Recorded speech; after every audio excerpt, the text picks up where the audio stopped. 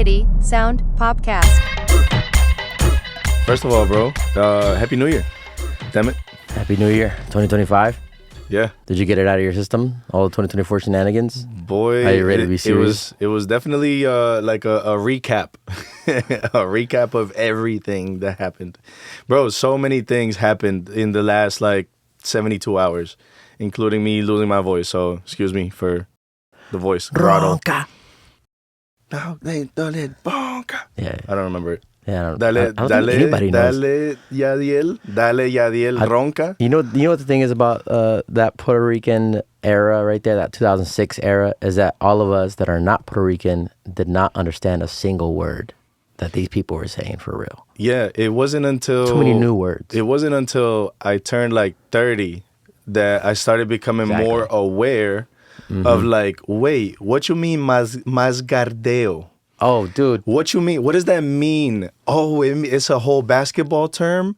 Oh, wait a minute. It's like a whole like... Yeah. Shout out to Flaco on that one for being Puerto Rican. There's a whole thought behind like masgardeo. I just thought it was just... that's it. Just face value. Como Mahón. Like, guayale Mahón. Yeah. Guaya Mahón. But that one I knew for a long time. Mahón, el Mahón was I had to figure out because it was everywhere. Apple bottom jeans, you know what I'm saying? It's like you got to know what apple bottoms is. Yeah, but en Centroamérica no se usa esa palabra Mahón. I know, Mahón sounds like an insult. Este Mahón.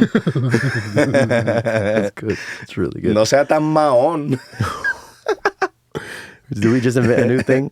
Maybe. That's like the feminine version of huele bicho. Oh my goodness. You know what I mean? Right. That's my favorite, man. That shit just works for everything. No, I hope that you left that in 2024. Nope. Huele bicho is just not pretty. I mean, it's not You're supposed the one who to. brought it up just now. I know. See? It's just... somebody said that you enable me. Somebody said that. She's like, yo, but you enable him. I think that was Brian. Brian Gill. Yeah. He's like, you're enabling him, clearly. It's like, as much as I hate it. I don't know what's going on. No, it's good. It's good. How was your a New Year's Day? New Year's Day. Oh, okay, yeah. One of my really close friends from we were kids invited us to a lunch, and it's so funny because it was reminiscent of last New Year's. I went to Nashville for a brunch, so it's like a top of the year. People talk about their resolutions. Everybody had something really good to say. Very adulty. Same group of friends? No, totally different vibe. Totally different group of friends. We went to Canton House in Duluth, and it's I guess a Chinese spot that's like. Super fancy ballroom, white marble everywhere. And I walked in. It was so funny because they walked us into this like I'm gonna do the Latino thing. You see, they walked us in. No, here we go. There was this ballroom, and we were supposed to have one private little joint, but then they walked us to like the courtroom where everybody was at. I didn't know. I didn't do the planning, but we went over there, and it sounds like there was like 20 of y'all. 10, like mob deep. It was 10 of us, okay. But the table is set for 10, so it is a 10. Or then they have bigger rooms. It's a round table, right? Mm-hmm, it's a round table. Okay, and then they have the little like centerpiece. They come with the cards with the food. It spins. Yeah, the centerpiece spins. And then everybody shares kind of way. You don't have to. You don't have to share. Like I think this one is you have to share. It's like you have to, but if you don't want to, well, you have to share. You just don't have to partake. Is what I mean. Correct. If you don't want something, you don't have it. Yeah. And then everybody had tea and water. I think that's called dim sum, if I'm not mistaken. I think the whole vibe of that is like kind of like when you go for hibachi. Yeah. It's like that, like dim sum. It's like you have that and then some. Yeah. And then you kind of dip. You kind of dim. You kind of dim it down. Yeah. Some of this little. It's pretty good. Some of that. Dim some of this. Dim some of that. Yeah. My New Year's Day was spent recovering. Boy, we was up till 8 in the morning. I didn't go to sleep till 8 and it was like 10 of us till 8 in the morning. And everybody kind of like left at the same time. Who all was there? Some of my cousins' friends and some of the family. And so it just added up to like 10 of us. Everybody just dancing, playing salsa and bachata. Salsa, boys. Straight salsa at one point, though, for sure. I was like, okay, can I get a bachata in here? Let me get some Karol G. I started DJing a little bit, you know what I mean? YouTube DJing. Right. You know. Of course. Yeah. Sound selection. I ain't got on the ones and twos yet. Yeah, none of us. I'm waiting for Sid to show me. Yeah, none of us can do what Sid does. actually. Yeah. Yeah. Yo, I know that this is like still super brand new and we're like figuring things out with this podcast shenanigans. Right. But I feel really good about it. You know, like I wanted to ask you that. Is it what you dreamed of? Like so far, is it like, are you happy? Are you happy inside? Like, I don't know. Never dreamt of it, actually. It just kind of like, you know how, I don't know, I used to follow Gary Vee for a lot of his like advice and a lot of his suggestions, right? Whatever. And one of them from years ago, he's like, if you're not doing podcasting, if you're not fucking publishing something, if you're not like, basically, if you have a podcast, you might as well have it on all of the platforms, have it on written form, right? Have like, and it's just like another thing that you have to do. It just, we're here now. Got it. And so I think for a long time, you know, coming from the engineering side of things, being an engineer for a long time,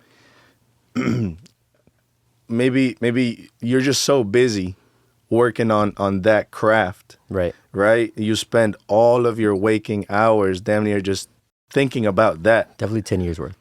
Yeah. And so now that we are on this other side of things, it feels really good. Like, we've been thinking about this podcast for what? Maybe like a year. You know what I'm saying? Yeah. And so I think that's really cool that we took our time to plan out a few things, work out a few kinks, more or less, you know, but that's what I was going to say. And then not only that, for Sid to catch up with all his gear.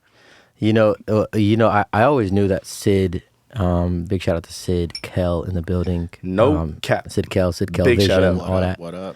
But yeah, I always knew that he could do it, right? Like he could do it, or he had at least the equipment to do it, all that stuff. But it was actually Sid who challenged me to go, hey, if you're going to do this, it's got to be for real. It's got to be serious, and there's got to be a plan.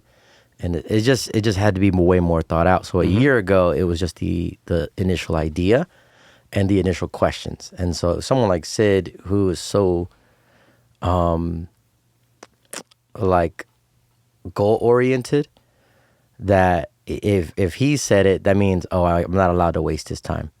And so him just standing on that and being serious and on a business level, you go, okay, let me get back to you. Yeah, I think when you told me that Sid said that, I actually really appreciated that, and it inspired me because there are a lot of things that we do for, say, like a homie or, say, somebody that we might start to believe in, and they need something from us, right? Just as much as we need something from Sid, but it's like, but setting those boundaries, like, yo, how real is it? How real are we doing this? Or are we doing this, if we're doing this just for fun, I can't get behind it because this isn't fun for me. Well, the bills aren't for fun that we got to pay. So for fun ain't on the table anymore. Exactly. We're not teenagers. Exactly. Yeah, man, I'm trying to get over this, I lost my voice kind of deal, so. Is it a cold thing? Is it you were screaming too much, partying? I think it was the vape. That has that little gauge on it now. It has the little like wattage, little temperature. Yeah, exactly. So I think electricity. Remember you said, "Yo, you have this on too hot." Yeah. I hadn't even noticed it. So I think that kind of yeah, sure, took sure, it there. added to it. But then there's also something going around. I don't know. Yeah, I saw. There's a new conspiracy on the last few fogs we've had in the States, but not only the States, also been like UK and stuff like that. There's a lot of fog that's been settling. That's been really heavy fog. We had a really heavy one down there in the south. See, there you go. So what? So apparently, this new conspiracy, the fog, it has a lot of nanoparticles in it that essentially are like, bro, I'm gonna butcher it, but it's like Wi-Fi capable, right? And so essentially, these particles are going into everybody's lungs, and so people can access like stuff. Or like, the government, or whatever you want to call it. But it's the fog is a conspiracy, and it's like but everybody's getting the flu. Whatever this flu thing is, everybody's getting it. It's really, really bad. Wow. No. I mean, it seems like a lot of people got sick over the past few days. And I do remember the fucking fog. I remember it vividly. I was like, what is this? like it's really heavy. We as I also, was you also going got a home. lot of trees in the south. This is also part of it.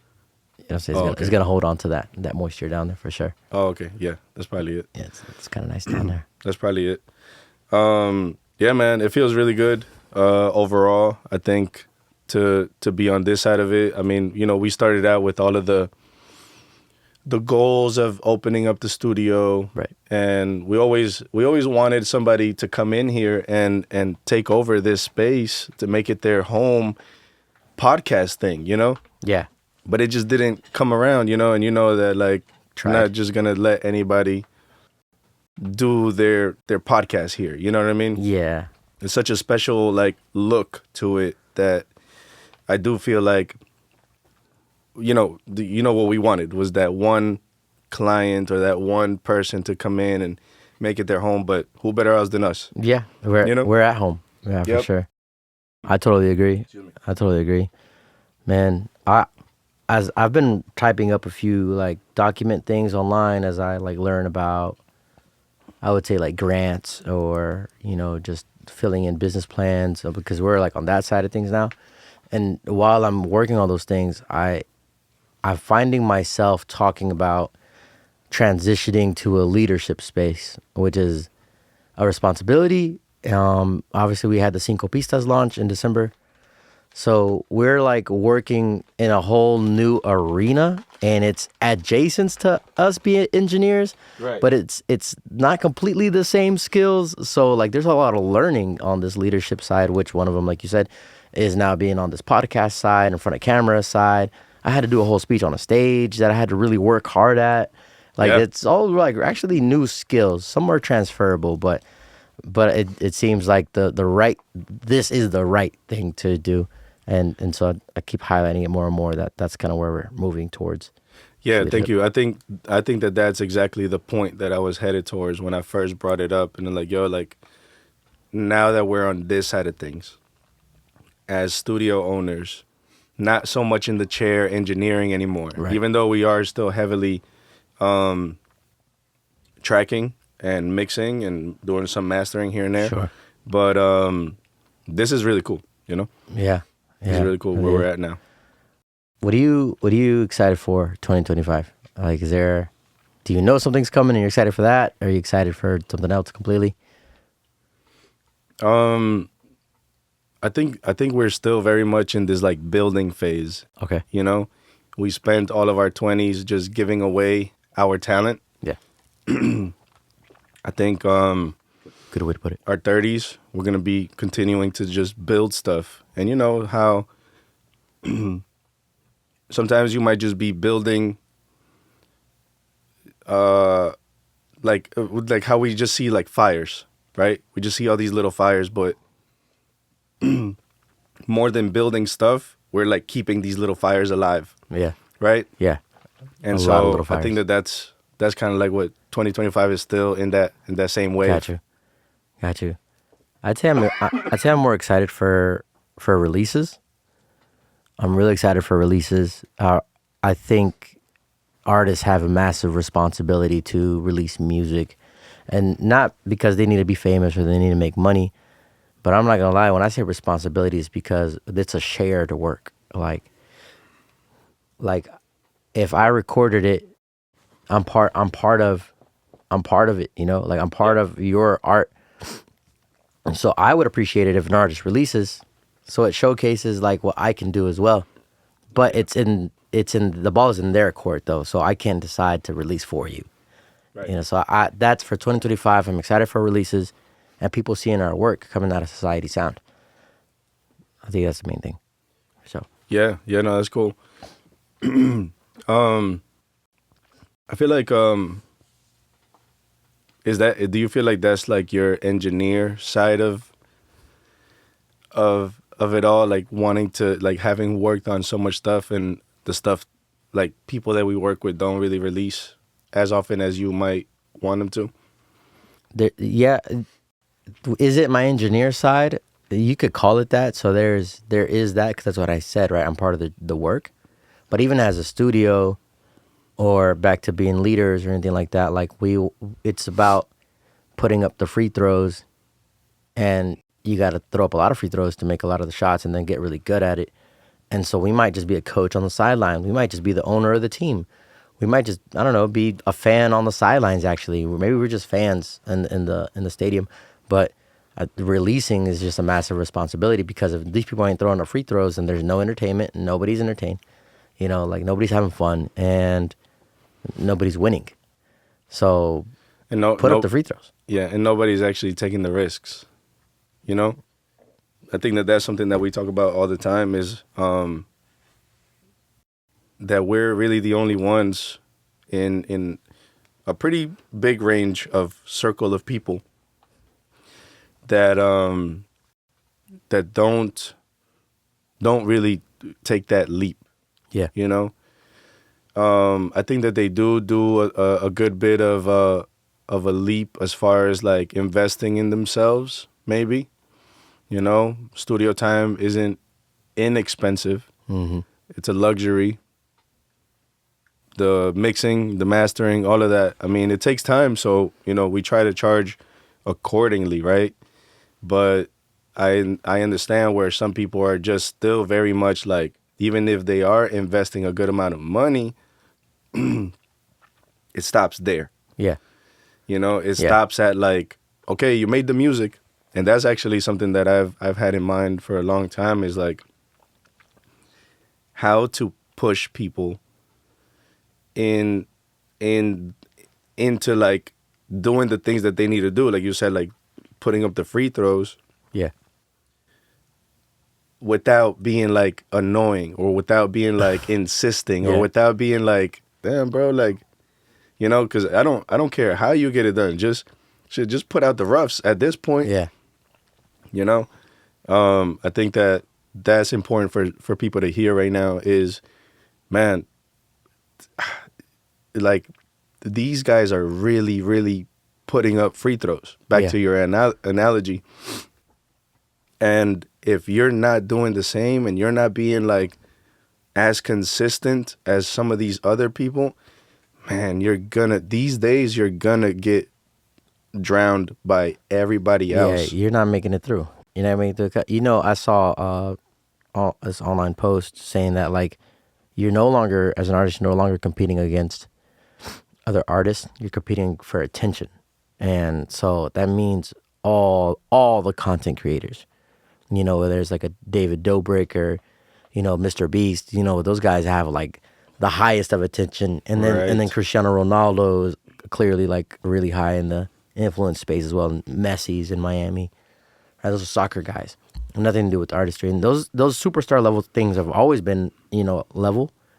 But point is, now everybody has social media. And not now, and for the last, 10 years. But that means everybody has access to the same thing. So you're competing against OnlyFans. Like, you're competing against, like, all the women on the internet that want to show themselves. So if you're an artist and you're not putting up anything for people to see or hear or just consume, that's it. And then the worst part, I would say, is that in America, all the Americas, we take music for granted, first of all. And it's a very, like, consumable product that's like, okay, I heard that next. Okay, I heard that next. Really good example is they dropped the whole series on Netflix. I think I was talking to Sid about this, about Squid Games. And then, or somebody, and they were like, oh no, it was my other friends. But they were like, the new Squid Game season dropped, and then they watched the whole thing already. And I'm like, dude, the second season, you already watched the whole second season? I've barely seen a trailer for it. What do you mean? But that's in contrast. I love what Disney did, and Disney does like, nope, you get one a week. You get one episode a week. And Disney just had the balls to do it. So when it came to Mandalorian, I think the Mandalorian was the first one they did that for. And I was like, I love this. It reminds me back in the day when you were a kid, you had to wait for the Dragon Ball Z episode to come the next week. And then once that new one finished, then you can watch the reruns through the week, which you're going to watch again because you love them anyway. But like Dragon Ball Z was definitely a highlight. But outside of that, my point is everything is super consumable and just chewing gum. And it's just tough to put your stuff out. So to your point, because you know me, I'm a real it back in, is that, dude, like, if you're not putting up any free throws, like, man, so much is happening that's just washing by you. Yeah. I want to highlight like a little well, how do you call it? Like a midway point, or like a meeting in the middle to what you just said, between like Disney putting out a series and you gotta wait for a week, but then say Squid Games just putting it all out in one go, and you could binge watch it in one day, literally, if you have the time. I saw Quentin Tarantino has a podcast where he puts it up on Patreon, and so if he or Patreon, and so if it's like a season, and so he has, say, I don't know, 10 episodes, and they come out every week. But at the end of the week, at the end of the whole season, you can just watch the whole thing. So I think that's kind of like a happy medium to the whole thing. That sounds like dropping an album. You know what I mean? Kind of. Yeah. You can put out a whole lot of singles, and then you can hear the whole thing all together. Yeah. Sounds kind of normal. Are you excited for the Bad Bunny album coming out tomorrow? Nah, I don't listen to Bad Bunny. Why are you not excited, bro? What happened? I don't know. It's not new. It's not new to me. I mean, it's new, but it's not. Are you excited for other people that may be excited? Or no? No. Yeah. I'm Mr. Unpopular Opinion on purpose, but also because I really do feel that way, And I'll put it to you like... Okay, hold on. At first, you weren't really crazy about Un Verano Sin Ti. Are you crazy about it now? Do you appreciate why it's what it did, or no? I super appreciate what it did. I do love a few songs on there. Obviously, like Titi Me Preguntó is a classic or whatever. Después de la Playa, right? Después de la Playa is really good. But they're moments. Everything's moments, which is okay. Like, I think that's totally fine. I think if you're going on a date with a girl, it's like about moments throughout the thing that you walk away with. You can't remember every second of every day. Like, you can't recall the seconds of every day, right? So I feel like that when I listen to albums. So I like the one or two songs that felt like the hit. And so I'm just not even an album consumer. So, and I ain't gonna lie to you, I'm just not pressed for anybody ever. Just ever. Oh, look, the new drop, whatever. Like, maybe we seen Yandel, they're my boys, you know what I'm saying? Maybe we seen Yandel. But other than that, that's a little bit nostalgia for me. Other than that, dog, I'm just like, okay, cool, Bad Bunny came out, cool, I'll listen to it when I get to it. Like, we make music for a living, bro. I'm not pressed for other people's music. I think that's the main thing, bro, it's either you are into albums or you're kind of not. That's the line. What I mean? Yeah. You're saying that if I was into albums, like the artistry of albums, then I would like just love Bad Bunny, or just albums in general?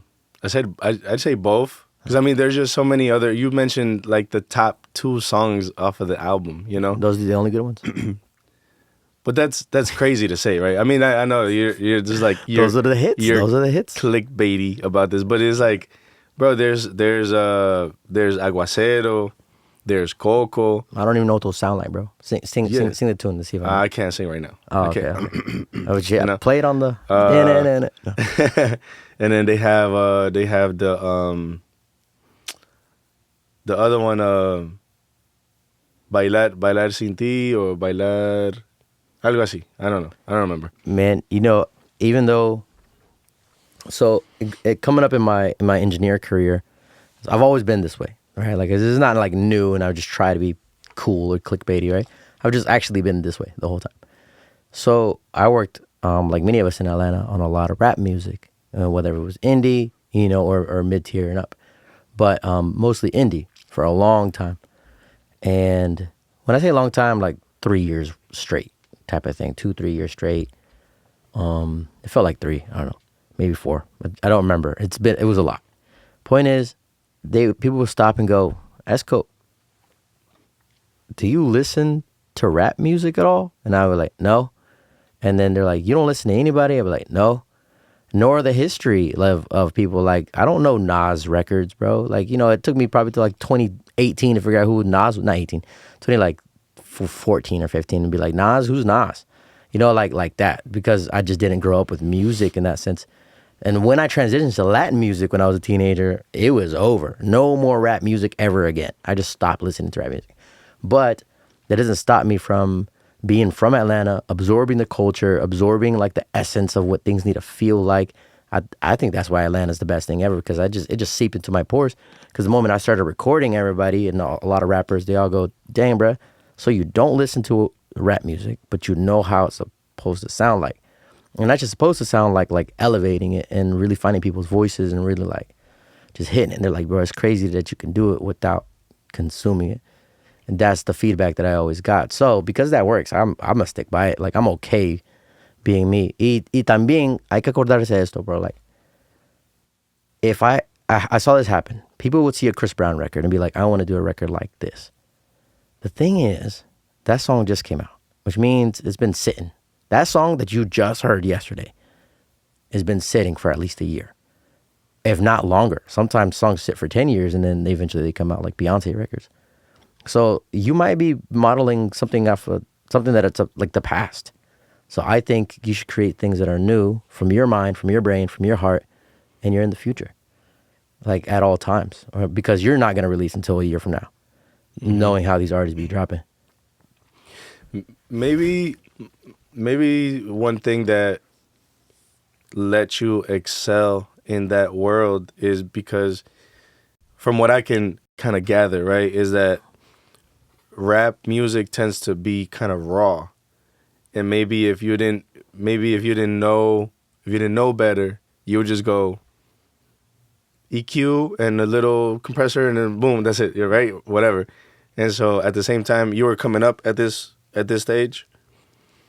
In between. I was already on for sure, but per what on means to me.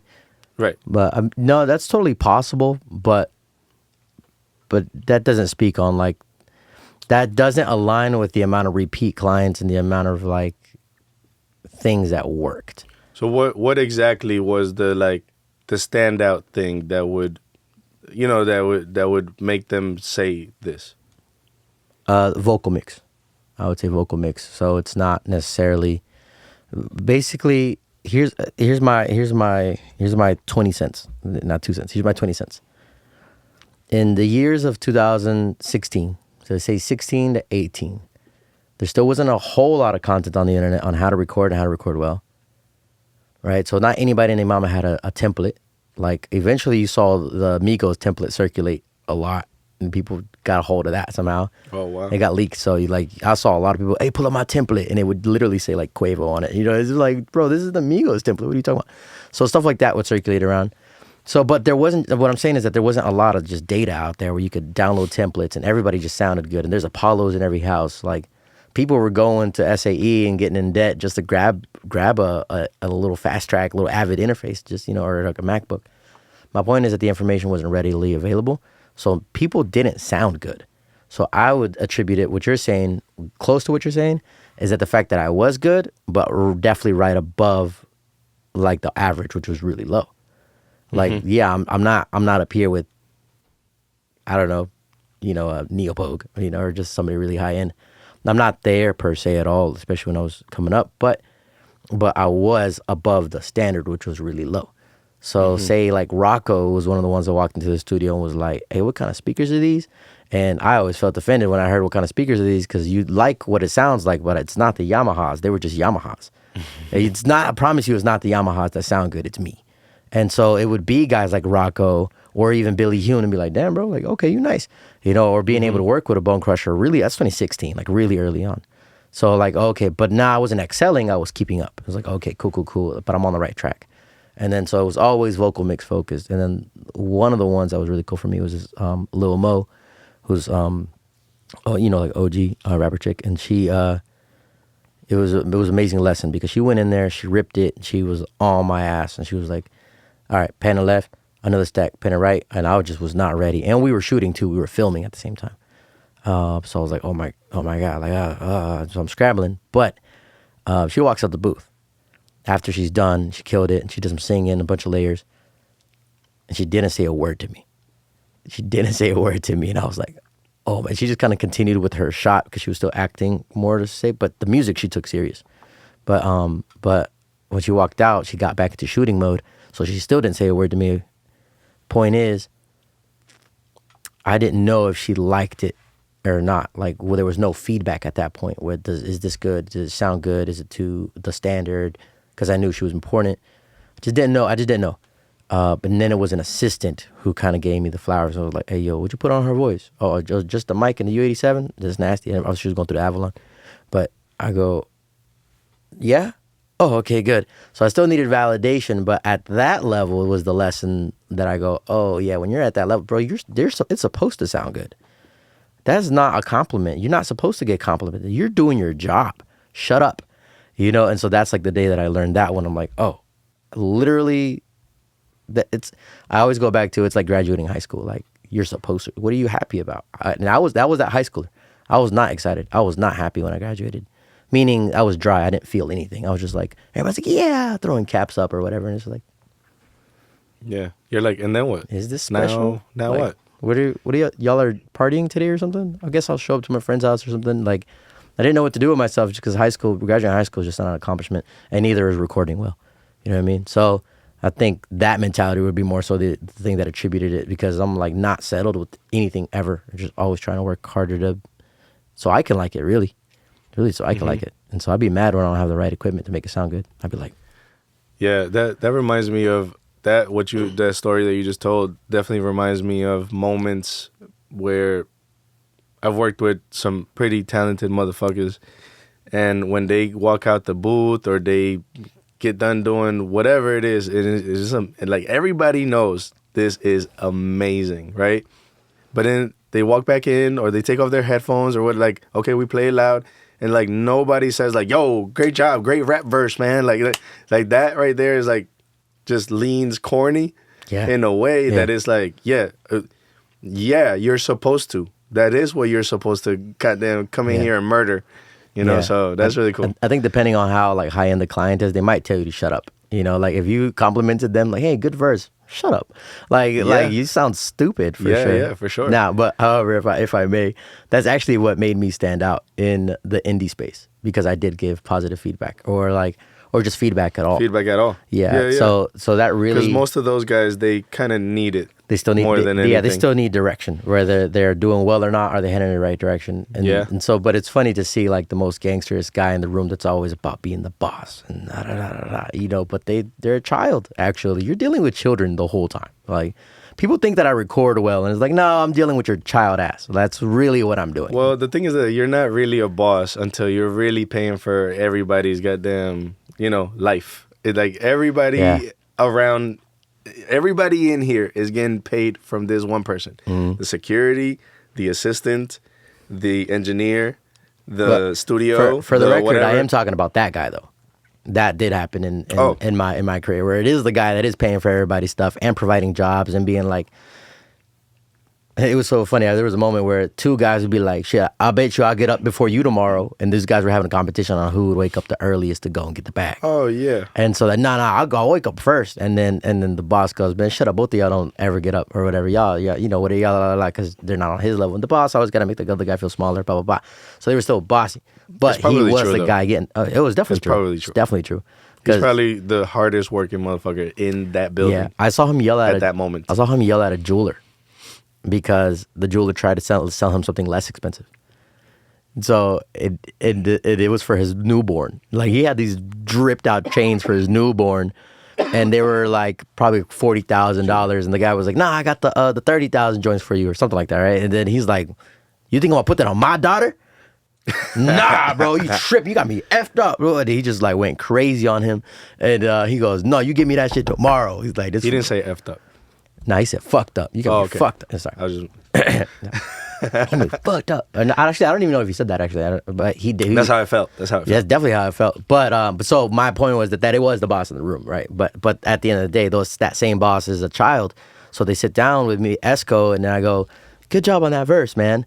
But they're getting like their affirmation that their parents never gave, their dad never gave them or whatever, right? So they go, thanks. They just don't. They've never felt that feeling of like approval, but I mean it, right? I'm not just saying words. I mean it. I'm like, you really enjoyed that verse. Yeah, that, and because I know where they were at before, and that they've improved, and now that they've improved, I'm like, that that was good, right? And then not to patronize him or anything like that. It just, I like it. I actually liked it. So that really stood out for me in my career, just positive affirmation from people, for people at the right time and very short, right? Like, no son halagos hacia lo loco. Like, it's just, all right, good, good verse.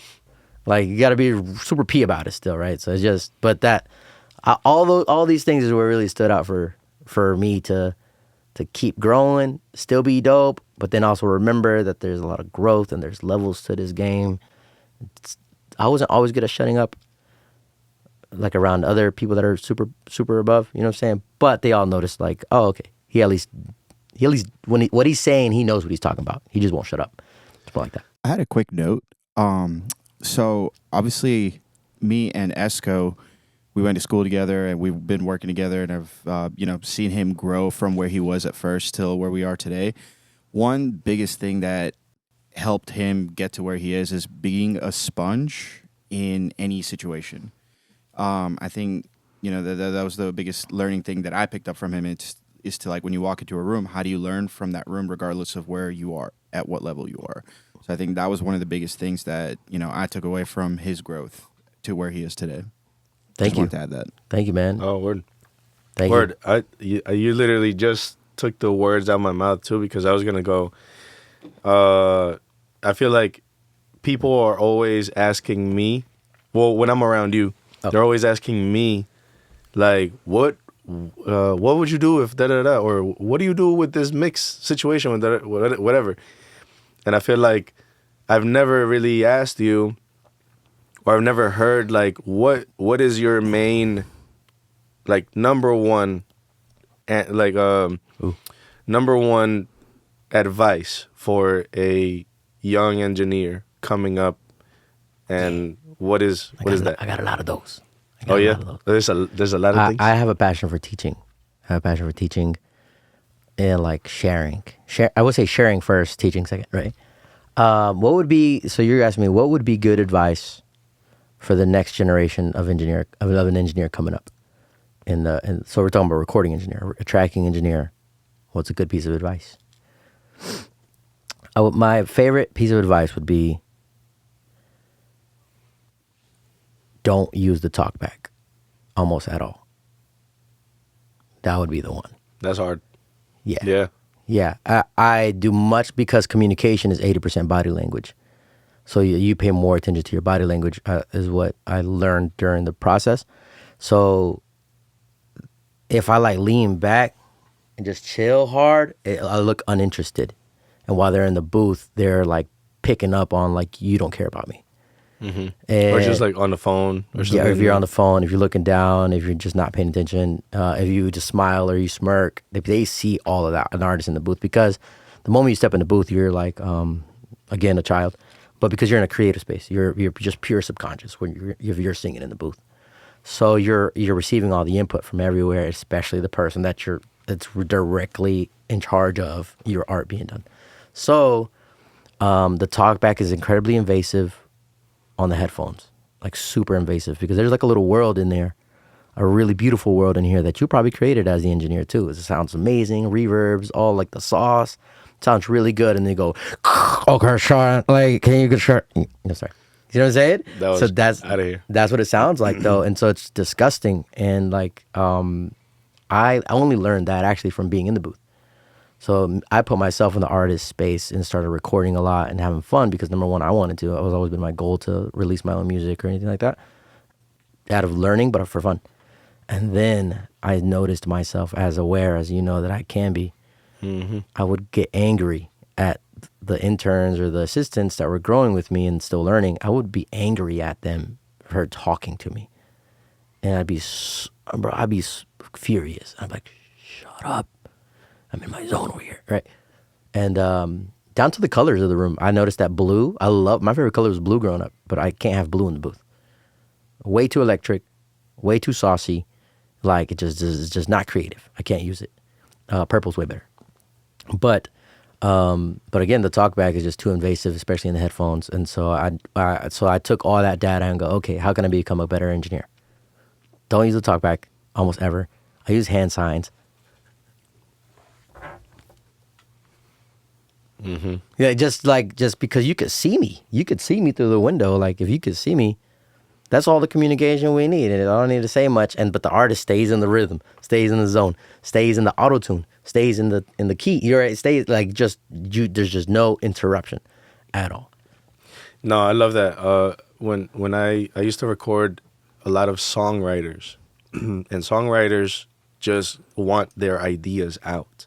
They just want to get their ideas out, and so I would start to learn their like, okay, play it back, or they're like at what, like how much after they're done with their take do they say, yo, do it again, you know? So before they can even say do it again, I'm already there. Yeah. And there's like, so it only takes like 2 of those that they're like, oh, okay, he got it. So that's right. That's like 3 less words that they have to say as well, or a command or a thing that they have to give or whatever, or think about. So now I'm part of you. I'm part of you now. And so like I just kind of like, I always loved like getting into people's, that's what I call it, is getting in their head. Yeah. You know, and it was just like really living in there. It's like, yo, what are they doing next? Okay, I feel like they're gonna take this, do this, take next. Or I feel like they're done. Let's play it back. Yeah. You know? I feel like it's just these things that it just, that's the first version of that. Instead of going like, hey, do you want me to play it back?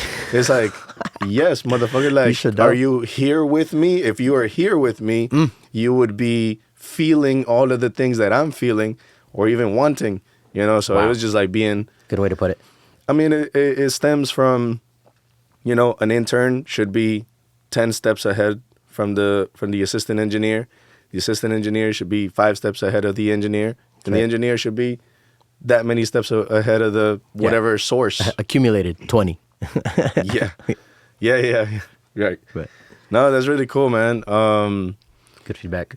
Yeah. What advice would you give to artists, but specifically the ones that you actually work with right now? Oh, yeah. Oh, man. Wow. I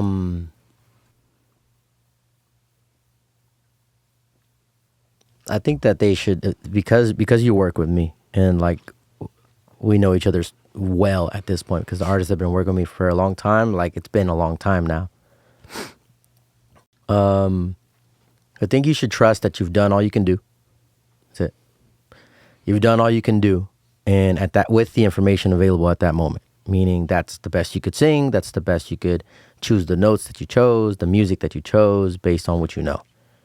And so if you can trust that, release the music. Like, release the music. Like, just trust that you did everything you could do. Now, inverse, if you can't trust what you did, that means you half-assed it. Like, if you can't trust yourself, that you're like, man, I think it's dope. Like, if you can't really trust yourself, that means you didn't try hard enough and you half-assed it. Sometimes you just don't know and you do need a second opinion. That would be option number 3.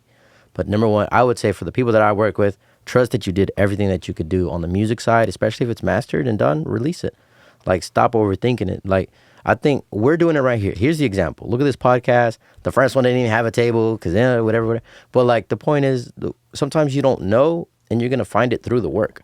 Like, you got to do the work, and through the work, it's like throwing a ball, bro. Like, the first time you throw a football, bro, you know how janky it looks? You ever thrown a football? Yeah. Man, like the first football throw is so janky. I threw it sideways down there. Yeah, you got, it's really weird, but you got to get the right things on the right laces and the right, so like, you can only learn how to throw a ball through throwing a ball, like over and over and over, and you compensate and you compensate and you compensate until you get it right, especially a free throw in basketball or anything like that. So I think, yeah, for trust sure. that. Yeah, that's solid, bro. I always call it working out the kinks. Okay. There's always these just anybody around me that might be like, yo, I have this cool idea, this business idea, this whatever, and I always just go, okay, start. Well, like, what's it called? Like, what are you calling this cleaning service? Whatever it might be. What are you calling this roofing company? What is this idea? Or even just, hey, I want to do a podcast. Okay, what is it called? Yeah. You know? Yeah. Then after that, it's like, is it available? You know, go and check to see if it's available. Then after that, it's like, what do you need? Do you need one mic? Do you need one broom? Do you need one thing? Like, you just need one thing at a time. Yeah. I'll Yeah. tell you, I think Sid is one of the best people. Shout out to Sid again. I think Sid is one of the best people at starting things and being okay with it not being all the way there yet. You know, especially on the content side, especially on, man, I'm just going to throw my DJ thing up right here real quick in this room and throw some lights up. And if it looked funny and he's okay with writing a script and then sounding goofy on us, no, I'm just kidding, bro. He's good. He's good with working out the kinks. Sid is really good at working out the kinks. I mean, dude, the amount of like weddings that Sidco Productions did 2024, there were a lot of kinks from the beginning of like the whole year, man. From like mics drop in, RF frequencies, understanding you got to redo the It was just so many kinks. But by the end of 2025, at the end of 2024 into 2025, man, Sidco Productions is tip toppity, best gear. Best, man, I'd be like, yo, can I borrow those mics, Sid? Because those mics are fire, please. You know, it's like a level of things, man, that like working out the kinks for sure. But people got to be willing to do it and be willing to look dumb sometimes. Yeah. That's probably it. I think the biggest thing is like in terms of that, right? Showing growth is such a cool thing for a lot of people to see. Okay. Because the thing is, if you walk in being the best, then there's no growth, then it gets boring. You know what I mean? So I've found that over a period of time, it's like, yeah, you might not be perfect, but if it's like, you know what they say, right? Like when you fall, how you get back up is what people judge you on. So it's like, even though we made the mistakes, and I think this was back in 2023, Esco, I don't know if you remember when we had all the mic drops. That was 2023. And then buddy of ours comes in, he was like, yo, you guys have the wrong microphones for this gig. I was like, oh, really? I had no idea.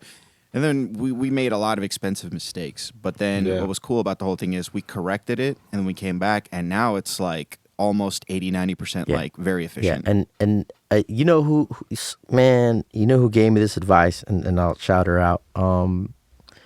Ulrika said this to me. She said, do you remember an embarrassing moment of me? Which I can ask you now, Brian. Do you remember an embarrassing moment Esco has ever gone through in his life or something? That you've like told me of your... No. Do you experience... Did I witness one? Did you witness an embarrassing moment and you go, that's embarrassing, Esco? Or like... I mean, every week there's something that I'm like, God damn. That you're embarrassed about. I'm talking about something that was embarrassing for me. Yeah. Never mind. I Point got is the done. question. Sorry, Ulrika. I messed up the point.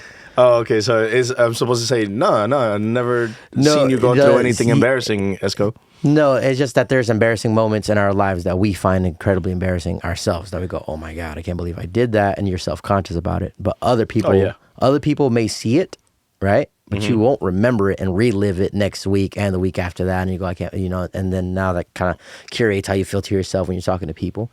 Yeah. And so the thing is that if you're not worried about me, the truth is I'm not worried about you. Because I'm worried about my embarrassing moments. And so be okay with the embarrassing moments because nobody's thinking about them. Everybody's busy thinking about themselves. Yeah. Well, back to Sid real quick. Like, man, like I gave him his flowers on how unapologetically himself he is on social media. You know, like when he posted him mid-flight. Well, when he was twerking? When he was twerking mid-flight with the Indian costume. And I'm just like, yo, that is ballsy right there, my boy. Wait. Is that insensitive? We can't call it a costume. We can't call it a costume. No, Come on, bro. I can't call it a costume, man. Don't do that to me. Man, you know man. I'm speaking reggaeton over here. This is a traditional garment, man. That's crazy. He said it's fine. It's fine. Yeah, don't worry about it. You're going too hard. It's not that I know what it's called. Right. But you know, but it is that, bro. That is like, I think maybe that is what artists need more than anything. Is like kind of like us to put the battery in their back to just go, hey bro, or hey girl, hey friend, just release it and let people judge it. Yeah. That's the whole thing about it, is that you are gonna be judged. See, if we get that out of the way, if the question is, well, how are people gonna judge me about it? just know that we are gonna judge it. Everybody is gonna Yes. judge everything. That's what it's there Yes. for. You just judge the fuck out of Bad Bunny's album. It's a competitive sport and out no here, baby. fault to him. You don't. You know what I'm saying? Like, you know. And good point. Thank you, bro. I'm sorry to cut you off, but Yeah. like that is not a judgment of character, right? That's I'm not just You're because I just judged judging his art we're or judging whatever. the work, right? And so there's a piece of advice that I got early on that's only take advice from people you would trade places with, Sure. and don't take advice from people you wouldn't trade places with. So like, if my opinion to you, if you would trade places with me, then take my opinion because I might know something that you don't. Opinion. Oh. It's opinion. Take my opinions because I might know something that you don't. Okay, so the other way around though, like if you go, I don't know, I wouldn't trust him because he just seems like he talks a lot, doesn't really know what he's doing. Sure. Then don't take that person's advice. So at that point, then the advice does, or the opinions don't matter. The opinions don't matter, and the judgment doesn't matter because what do the people know? No disrespect to the people. I love that y'all are consuming the. No, I'm just kidding. Had to walk that back in just a little bit. Quick bit. What I mean when I say what do the people know, I mean technically, right? Yeah, People yeah. don't know how to sing. People don't know what keys are or scales or like all these types of things that require the foundation for us to even make music. So if Yeah. they don't know, bro, they, like their opinions Yeah. are valid because if they like it or not is the only. That's it. Yeah, That's it. man. And you really hit it on the nail when you said, yo, if you've already done the proper singing, if you've done the best you could do with the writing, the best you could do with the beat, the best you could do with the mixing, and whatever else is the cover art, the best you could do, put it out. That's the best that you got at the moment. But that might be able to get you into a position where you can bootstrap your company, because that's a whole nother conversation, is becoming a company. We're finna go in there for sure. Boy. And so just put it out there. And damn, I was gonna say one other thing as you were talking, that we were making a point of not only releasing it and judging it, and well, I'll remember it here in a second. I'm sure you remember. Yeah. But I have a question. Okay. I want to stop you just because I want to flip the question with the people that you've been working with, because now you're more on the mix side of a lot of things, like you're on production side of a lot of things, meaning like finally wrangling the pieces for something to be a product and sound good, and you turn it in. What advice do you have for those people that you've been working with? Who are we just in, like, is it more on the Latin side? Is it more on the mixing, more on the I think production it doesn't matter. side of things? It doesn't. Well, whatever answer you have is going to apply to somebody. So I think you know what you've been working on the most, and you can. Man, I think so. If I include everybody, including you, including Ocho, including Sergio, go harder. Like including everybody, including myself, go harder. I think that there was a time where I was going really fucking hard, almost to like to a fault. You know what I mean? Okay. I was going insane, damn near. Not really, but just definitely needed to like take it easier, take care of some life situations, Right. stuff, and but definitely just go harder, man. Like back to the releasing and back to just everything that we've been talking about is like, man, like there are people going really hard right now. There are people going really hard, and so you're not going hard, Yeah. and you're taking off. That's where we started the conversation. There are some artists that I see around me that take off for like a whole 2 weeks. And I always think of it like, yo, if you have a tire shop or if you have a trucking company or a restaurant, whatever that is, like you take off for 2 weeks. You're talking about your company is shut down for 2 weeks where you didn't do nothing in that company. That's like a Bro, then 3-month you don't- mistake. Yeah, you don't have nothing. Then you don't have nothing. So if you got to think about it that way, Wow. is, hey man, your company can't just take days off. Yeah. You know what I mean? Maybe the proper ones, okay, take off weekends. So, or like an average of like Yeah. weekends and holidays. Yeah.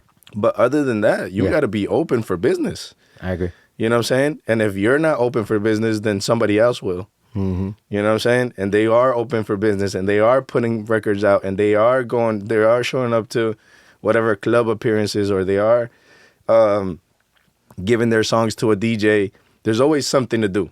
Always something to do. Who's an example in Atlanta that has that business mindset that you like? They'll show you, you're like, I like how this person thinks. I think they're thinking in a business way, and they're doing it the way that you see fit. That Brian Enzo says, yep, that's how you do business. Who's a good example of that? It could be Latino, it could be rap, American R&B.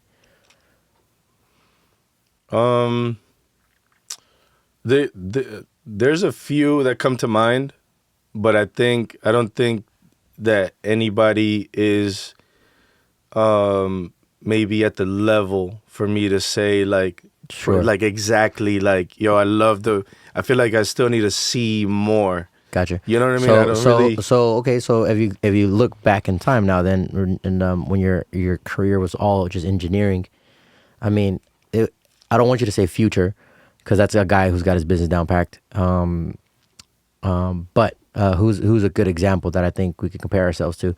If you're an artist coming up in Atlanta right now, who could we compare yourself to? Right, and you're like, yeah, do what he's doing, she's doing, whatever.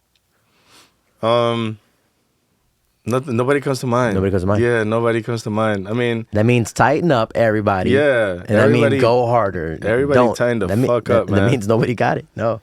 yeah, no. Yeah, I mean, I'll tell you what, dog. Like we started this podcast just now. You said something. I'm glad you said it because I thought about it. I feel like all day yesterday, and it's about the level of risk taking involved in everything, which is putting out a podcast or starting a podcast or starting a song or whatever. yeah. Opening a studio is a massive ass risk. Like just the first one too, and then you walk into it and you go, oh, there's a lot more risks to be taken. Wow. So if you're not even doing that step, you're nowhere near the business level. Mm-hmm. You're nowhere near the business level, because once you walk into this, then you realize there's even more business levels after that, after opening the studio. So I don't think anybody really got it. Well, look, man. I think that this is like you got to have a real hustler's mentality. You know what I'm saying? I feel like not to keep shouting out Sid, but I think Sid is one of the ones that is doing it. That said, man, what's my position here? All right, I got something better. I know I could do way better for myself. And then you did the same thing. And you said, yo, boom. And then I did the same thing. I said, yo, right. I could do something way better with my talents and my time throughout my day. And that's just the honest truth, is that you got to have a hustler's mentality. And so with that, it's like you have to quit your job. You have to quit your job and you have to make a way. Oh my God. Make it make sense. So Yeah. you have to like figure out how to, if you need to jump on calls every day, if you take now your weekends off, stop taking weekends off. Yeah. Stop. Now you got Stop stop like, bro, okay. There was a point in my life where I was coming up as an engineer that I said, I'm not spending no more money until I see this number in my bank account. And that number was pretty hefty. I mean, if you're just saving or whatever, right? Mm-hmm. But that means no mall, no sneakers, no going out to eat, no canceling as many subscriptions as you can, et cetera, et cetera, et cetera. You know what I'm saying? And like really buckling down. Yeah. And I feel like that really actually took me to the next level of like, kind of like God going, okay, now you're ready for this position. Yeah. Here you go. Yeah. And so that was before I got on with Future. Yeah. You know what I'm saying? That's so fire. by the time I got on with Future, in my bank account, I had 50 racks. Mm-hmm.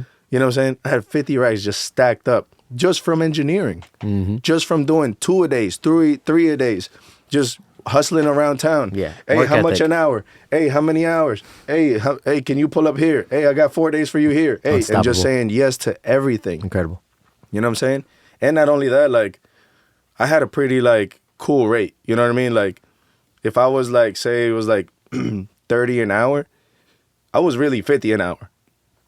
You know what I mean? Mm-hmm. But everybody else charging 30, 40 an hour, they just wasn't as nice as me. Exactly. You know what I'm saying? Yeah, and yeah, so now you're getting, like, so much bang for your buck. You're like, yeah, for sure. Yeah, come on. You know? Yeah. I think, because it's clear that a great engineer in the chair can actually double the workflow. Meaning, if he does cost 50 an hour, the engineer, she, this time's been great for everybody. But if the engineer can do double the work and double the rate, then like, dude, if you're the artist, man, then you're getting 2 songs in one session or 4, depending how long the session is. But so even though you might get a cheaper guy, you think you're saving money, but you're not, because that engineer can't work at that rate. So then, yeah, a $50 guy comes down to $30. Man, what, the value is astronomical. Yeah, for sure. Especially if you got your music business down pat, because then you could then your music is going to be like double the rate, double the releases, and there's just more to pick from, right? So it's also a little bit of imposter syndrome more than anything, because I just felt bad charging more than that. You know what I mean? Like more than anything, I felt. That's a good point. I felt like what, like, for what it's worth, and I'm having so much fun, and it's, you damn near become a homie or whatever it might be. It's just like I feel bad charging more than that, more than anything. Yeah. I feel like that was back then, you know. Obviously now it's inflation or whatever, things have gone up. But I just, in general, just, I don't know where we started or where we're at now, but like, know your place, know where you're at, maybe come down on your rate, maybe whatever. Just do whatever you need to do to get in that chair. Yeah. And stay in that chair 12 hours a day. Yeah. You know what I'm saying?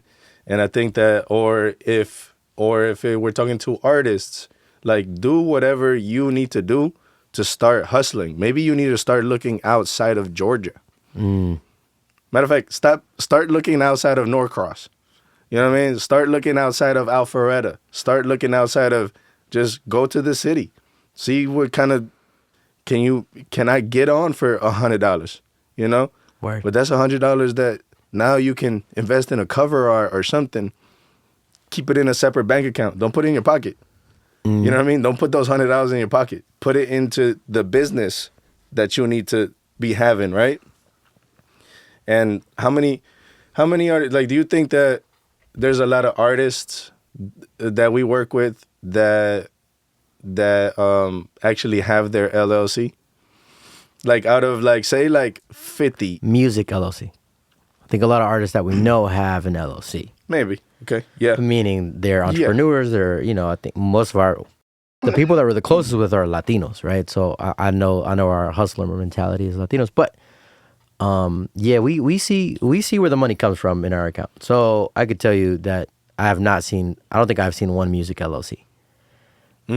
Right? Not like one. No, I mean earlier in December, we have a session coming up in about 8 days over here, or however long that is.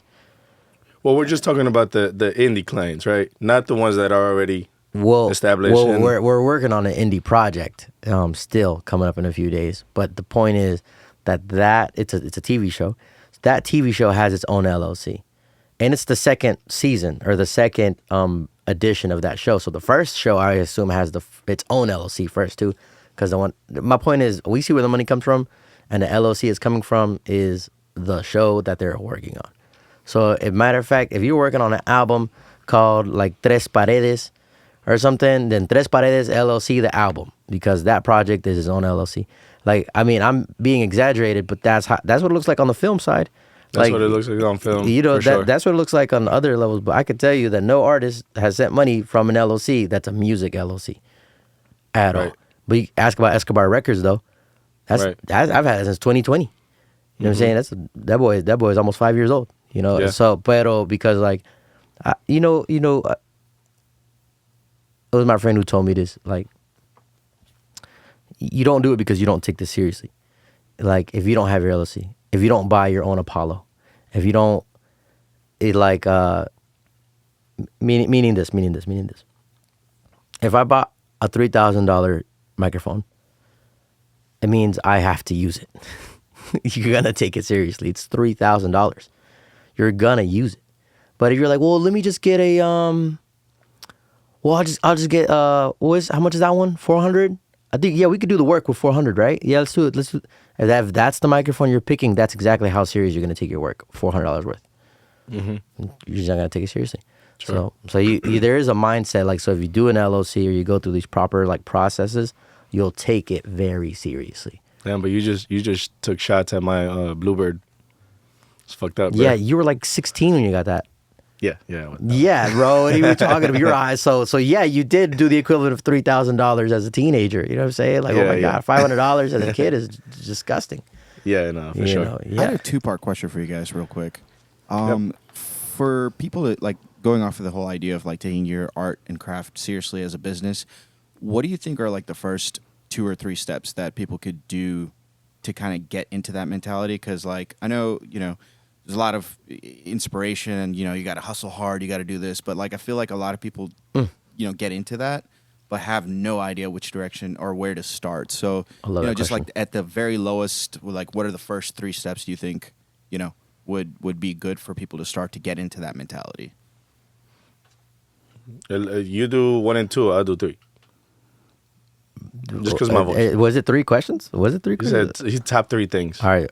So, okay. Top 3 things of what people can do to take a step towards doing. Yeah, man, what a great question, because I do hate every time I see content that's like, get your own LLC and then go get a bank loan, and it's like, well, how, bro? Tell me, like, So I think you said right in that question, because we're definitely doing the thing that I hate. I would say the first thing is you have to. My first thing is stop and assess where you're at. Like, stand inside the room that you're in and go, does this fit inside of my vision or who I want to be and where I am? Because half of fixing a problem is knowing what the problem is. So when I was working in a restaurant and I did like the last Cinco de Mayo I ever did, I'm like standing in the restaurant and I'm just aware of my surroundings. I'm working on a Cinco de Mayo and I go, oh yeah, this is the last Cinco de Mayo I ever work. This is my last day ever. And I had already stopped working at restaurants, but I would always fall back into Cinco de Mayo for some extra cash, for that day, $150 or whatever, while I'm still trying to figure out this engineer thing or whatever it is. But I go, no, this is the last Cinco. So I stopped, assessed my surroundings, and I go, no, I'm making a decision today. This is the last Cinco de Mayo that I ever work. And so it was. Same with landscaping. When I used to be a landscaper, I was a landscaper for 10 years, from 15 to 25, right? Being out in the sun. And there was this one summer that I was like, hey, yo, like, man, I was, a lot darker. This is my year-round tan, but I was a more tan, And like, I was like, this is the last summer I'm ever out here. This is not happening again. I'm not doing this again. No more summers. So stop, assess your surroundings. Does it align with your vision? And if it doesn't, you chop it off and you move on. And that's where you risk trust. That's what I would do to move in that direction at the very least. And then you find the rest along the way. Mm-hmm. Yeah. What was the question again, Sid?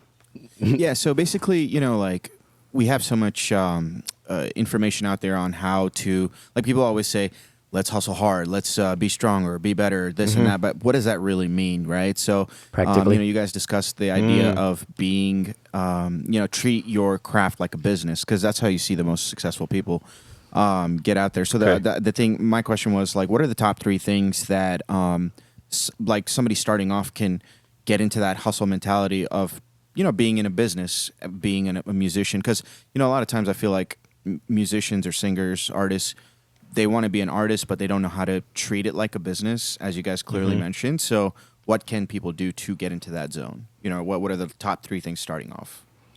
Right. So one of those steps to being an artist or finally becoming that, man, you can even just be talking about just becoming a videographer. Like, yo, I want to be a videographer.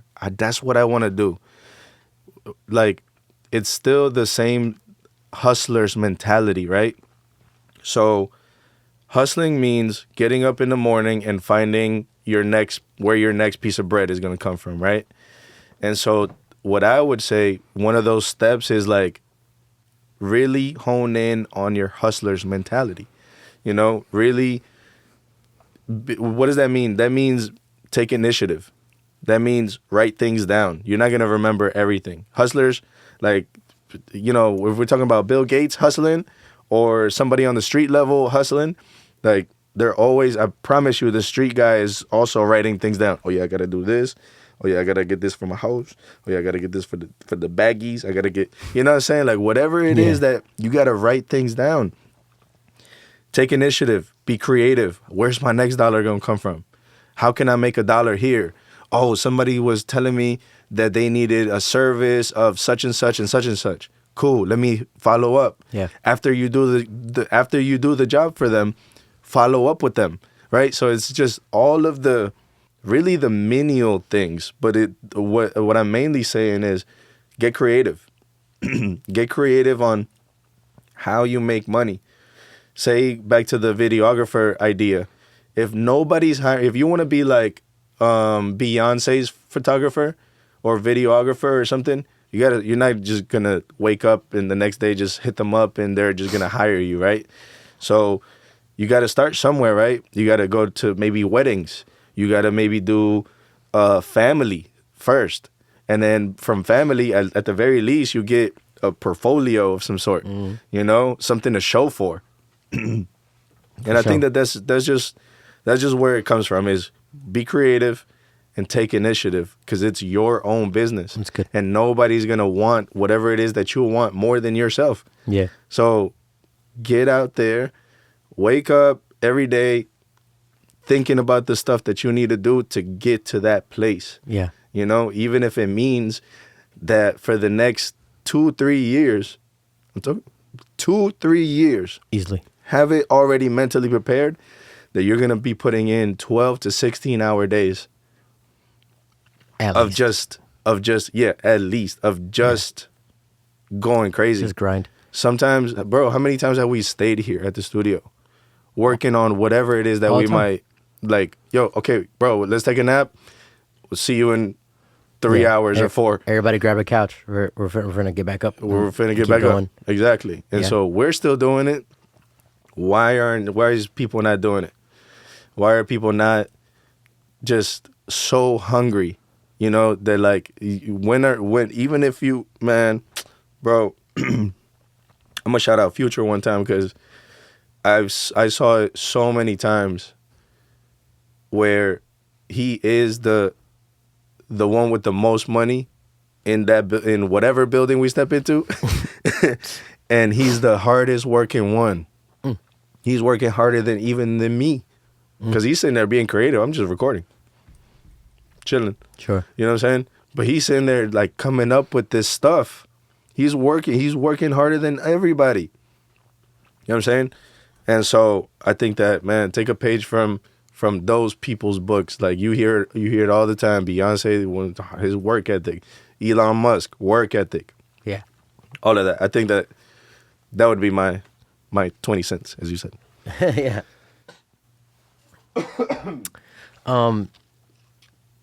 Sid, I think if I would go more practical, even more practical, I'd say quit your job.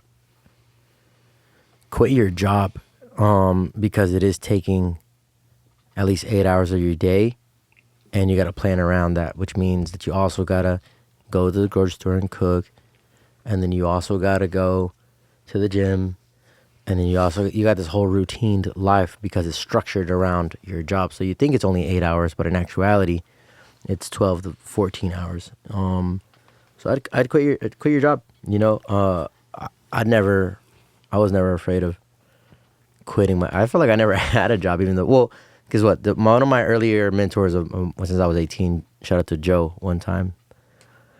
He's from Haiti, and he said this to me. He said he quit a job because somebody yelled down at him like crazy, like yelled at him, and he didn't say a word. He just packed up his like tools, and he was like a electronics repair guy, so he just packed up his tools and just got up and just walked out of the store. He worked at Circuit City, I think it was. Everybody that remembers, I'm not that old. No. Circuit City, and he packed up his stuff and just walked out. And they're like, "What are you doing?" He goes, "No, I'm good. I'm out." And they're like, "You can't leave." He goes, "Yeah, I can." He goes, "I was alive before I walked in here, and I'm gonna be alive when I walk out of here." And that like bare minimum, I'm gonna be alive, is like what else? Nothing else can beat you, bro. And so, I mean, imagine this: I'm an 18-year-old hearing, I'm gonna be alive when I walked in. I was alive when I walked in, and I'm gonna be alive when I'm out of here. Like, so I then had like factory jobs or electrician jobs, and that's a mantra. Like I believed that 100,000%. So even though I worked at Bravo for 7 years, man, I looked at the room one good time, and I'm like, man, I'm gonna miss it. But I was alive when I walked in, and I'm gonna be alive as soon as I walk out. I hope this reaches 1,000,000 18-year-olds. You know what I'm saying? That they get this in their brain. Amen, If bro. you haven't heard it, or like something like that, or something that puts that battery in your back, you go, wow, Bro. yeah, I'm Man, ready. And Now then, I'm ready. And then imagine you got that mantra, right? But add on top of that, bro, I believe in God. Like, I grew up in church and really like seeing God's hand like handle like people who needed it the most. And it'd be like they got exactly what they needed when they needed it. And you hear these like amazing stories, you're like, is that real? But then you see it and you go, okay, nice, it's kind of real. So I mean, we made it this far along, my G. Like, I don't think we'd be made for it, because there are moments that you buckle. I remember right before I got the Raury project, because I had tapped in with him a few times. I had applied for a AV job, because that's like, all right, now I need money. I need money to survive for this thing. But the only way to, is to go get a job. And I was like, man, and it'd be an AV job. So I think at least I'd be in line with my schooling or engineering school stuff. So I thought it was good. So they, man, they loved me. They called me. I did an online interview. They did an interview in person. Like, I was like the guy fit for the job. And that's when I got the album, like, to work on the album. They were like, showed up, the kid's going to be in for the next 3 months or whatever it is. And here's an album that you're going to record from top to bottom. And I didn't know anything yet, actually, for real. That's the craziest part, because I was still learning. And that's the album that put me on. So I got to work on vocals, backgrounds, drums, guitars, bass, file management, other producers for 30 hours straight. Like, the heydays of being a recording engineer, but it was all in one album and one top, like, run from the top to bottom. And the matter of fact, the last 30-hour session I had was because I went from Saturday all the way to Monday. And then on Monday, he flew out to, like, Italy. You know what I'm saying? Like, it's like the coolest, like, life movie. You're like, what are we talking about? This is you had entered into a movie. yeah, it's a label artist, bro. It's like levels, And then the worst cinema. The worst part is that, like, you don't get to sleep, because you see the artist on the couch sleeping, but the thing is that you're still recording the background vocalist, and then you're still working with the producer getting the beat stems right, and you're still working. So you don't get to sleep as the engineer, because everybody's still working. Even if the artist is not in the room, I'm gonna go get breakfast, because it's now 6 a.m. or or actually like more like noon, but like, so anyway, my bad. Sorry, I derailed. My point. Well, this story's too good. I love that story. Raury. So the point is that they called me in for the final interview for that job, and I was like, "Hey, sorry to waste your time." I was there. They were ready to hire me on 40 hours a week. I could transfer to Nashville, LA, Miami, wherever I wanted to go next, because how dope I already was as a live tech, and it's just like hotel stuff, right? So nothing amazing. I was at the Hyatt. Remember, Sid, where we were the other day? It was downstairs, one of those places. It was. I took the interview there. Was this for PSAV? I assume? Yeah, it was PSAV. Yeah, it's PSAV. And I took the interview there, and so I was like, I just started this album. Imagine I sound stupid to these guys. I was like, yeah, I just got this album at the studio, and it's really important, and so I can't not do it. So I have to turn down the position. I turned down the job, the one that my parents would have loved for me to have, right? Like, the thing that would secure you for probably like another 10 years, because I know how dope I am, so I would secure that job for sure. To this day. So I turned it down, man, and I went back into the studio to not get paid for the next 6 weeks. And, and then somewhere in between those 6 weeks, I go, hey, yo, can I get like an advance for the album? Can I get just give me like $500, bro. I'll stretch those $500 like another 2 months. Like, whatever, or at least a month and a half or something. And that's what I did. I did get the advance, and then I just kept going and never looked back. Bro, that's Quit your job. crazy. That's crazy, because I've heard you tell me bits and pieces of this story, but you never told me that you had a thing lined up and you're about to really like take off in a different way. But you know what I mean? But you took that chance on yourself. Yeah, man. Yeah. It's a this that is money. Yeah, thank you. Yeah, this engineering thing is a weird bug that bites you and you can't shake it. Especially when you're the one recording, because actually when I went into SAE, when I went to school, I wanted to do live. Actually, I wanted to be more a live engineer. So my dream was to be like doing the logistics for like a Grammys setup. like what it takes. And we just saw that in November, like what it takes to put a show like that together. And it's like your head explodes at the amount of like level of work that's happening all at once. It's a machine, just like the Super Bowl or anything like that, right?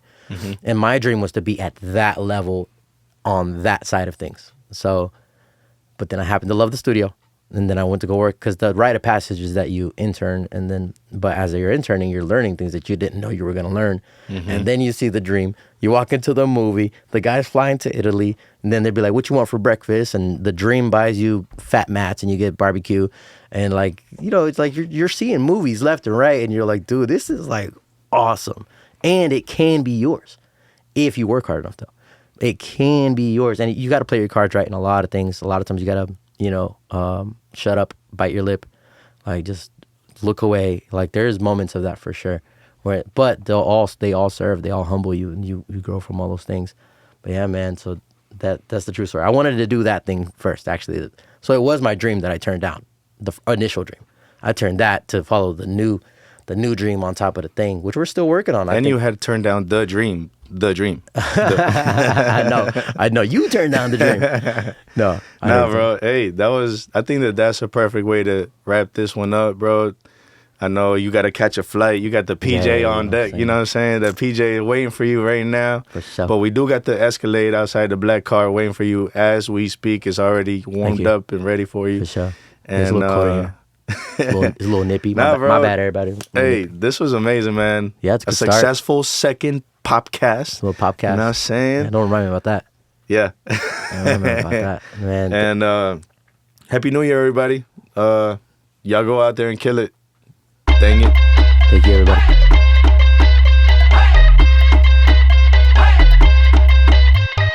Society Sound Popcast.